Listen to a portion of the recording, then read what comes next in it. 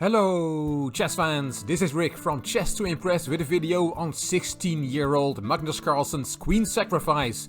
It is also number 7 in the series The Bishop Rules. We'll see a very nice bishop move from Carlsen, which in fact sacrifices his queen.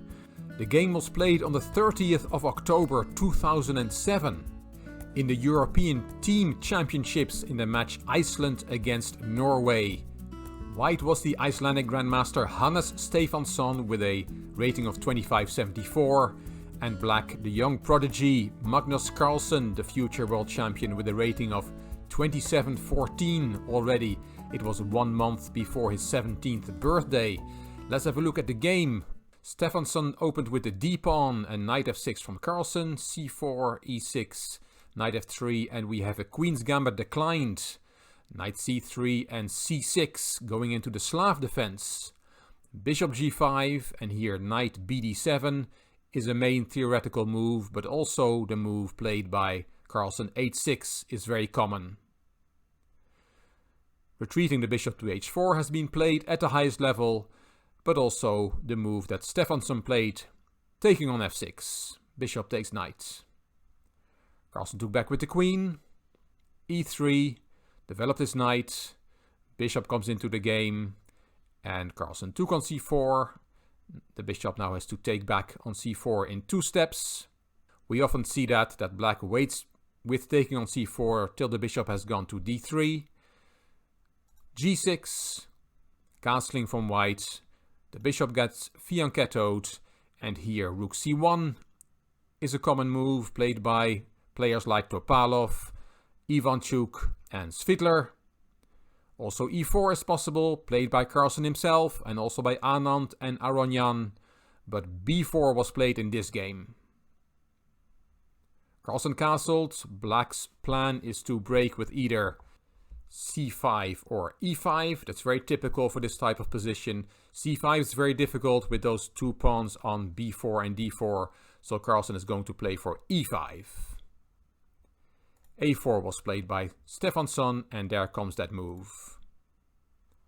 Also queen e7 is possible. That was played by Boris Gelfand in an earlier game, but as mentioned e5 was played by Carlsen.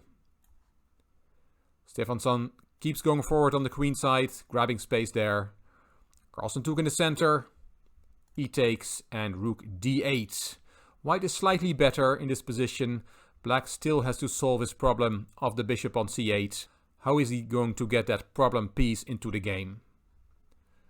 Rook e1 on the open file and knight f8 to enable the bishop on c8 to get into the game. Queen b3, and there comes that bishop. Rook ad1, and Carlsen took on c4. Queen takes so that he can bring his knight back into the game to e6. Knight e5, very nice knight there. And queen f5 from Carlsen.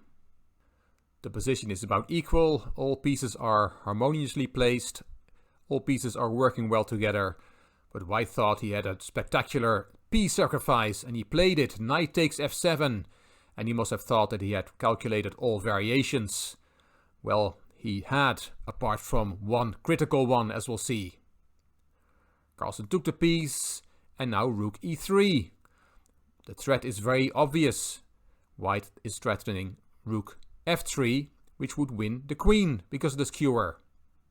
You can play bishop f6 here to make sure that rook f3 will not cost you the queen.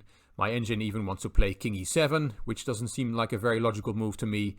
But that's all about equal. White is compensation for the piece, but there is one move that Stefansson had not seen, and Carlsen saw it. It's very complicated, but here comes this amazing bishop move. Bishop takes d4 wins the game for black, and it's the only move that wins. The bishop rules, a bishop move that sacrifices the queen, but is winning at the same time. What an amazing piece of calculation by the future world champion. He must have seen this when he played queen f5. He must have calculated that knight takes f7 move already. This is a queen sacrifice, because Stefansson played rook f3. The variations that Carlsen saw are quite spectacular. He sacrificed on f3, g takes, and took on c3. This rook is hanging, so Stefansson took on d8. Carlsen calmly took back, and rook, bishop and knight against the queen is a winning advantage for black. But can you not just take on c3? And now white has a winning material advantage, queen versus rook and knight. And now the magic starts. If Stefansson had taken on c3, he did not do that in the game, then there would have been, well actually, if you want to put the video on pause, you can look for it yourself. What is the refutation of taking that bishop? It's very beautiful, it's well worth spending a few minutes on. It's all forced, rook d1 check, the king has to go to g2, knight f4 check, the king has to go to g3, and we have a beautiful, nasty knight fork, winning the queen and winning the game for black. Beautiful. And Carlsen had seen this many moves ago. So after rook takes d8, you cannot take the bishop. Stefansson played f4, but had to resign after the last move of the game. Rook d4. What a shot that is. Black is threatening to win even more material. If you flee with your queen, then this pawn is hanging and the f4 pawn is hanging. Black has a decisive material advantage. But what happens if you take the bishop? Now queen takes c3. Again it doesn't work because of rook d1 check. King g2, knight takes f4 check. And now you're going to lose in a different way. The king does not have to go to g3 to get that knight fork on e2. The king can also go to f3. But now there is no f-pawn on f3. So rook d3 check is a rook fork protected by the knight, winning the queen and the game. What an amazing piece of calculation by 16-year-old Magnus Carlsen. He had been a prodigy, but at this stage of his career, at almost 17 years old, he already had a rating above 2700 and was rapidly approaching the world elite. Quite amazing how rook and knight worked together in these variations that we saw. And it all started with that magical bishop move, sacrificing the queen. Hope you enjoyed it! Never mind Magnus Carlsen, we have Rick against the chess to impress viewers. We have our own game to play. And we have arrived at move 14. I'm going to put a position on the board. You took on d5, I took back with the c-pawn.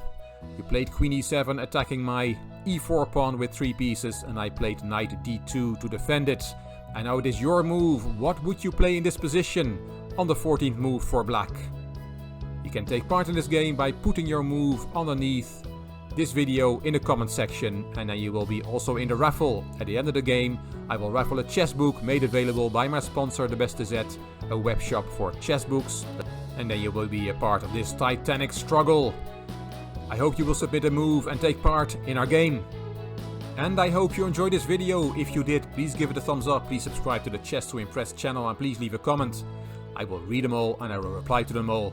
If you like the video, could you please share it on social media by clicking the share button on YouTube? That would be much appreciated. Don't forget to submit a move in our game. You can find me on Instagram, on Twitter and on Facebook.